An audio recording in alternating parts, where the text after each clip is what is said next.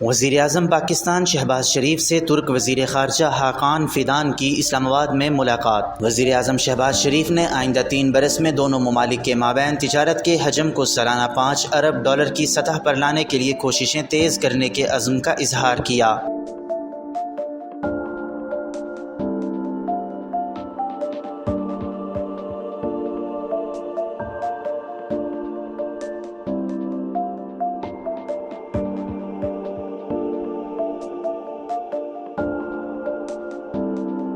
پاکستان اور ترکیہ کے مابین خصوصی اہمیت کے حامل برادرانہ تعلقات کی اہمیت کا ذکر کرتے ہوئے شہباز شریف نے دونوں ممالک کے مابین باہمی تعلقات کے فروغ پر گہرے اطمینان کا اظہار کیا۔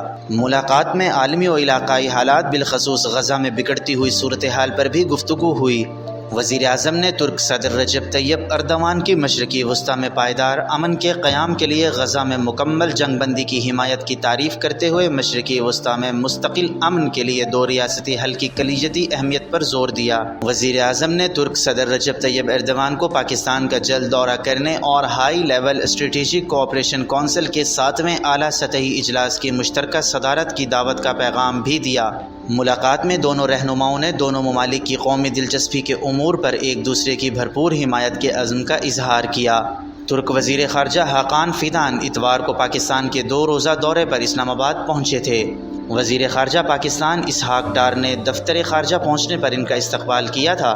وزیر خارجہ حاقان فیدان اور اسحاق ڈار کے مابین 1-on-1 ملاقات بھی ہوئی۔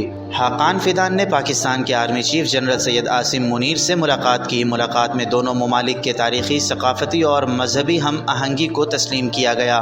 ترک وزیر خارجہ حاقان فیدان کی اسلام آباد میں سینیٹ آف پاکستان کے چیئرمین سید یوسف رضا گیلانی اور ترک سفارت خانہ میں ترک تاجروں سے بھی ملاقات ہوئی۔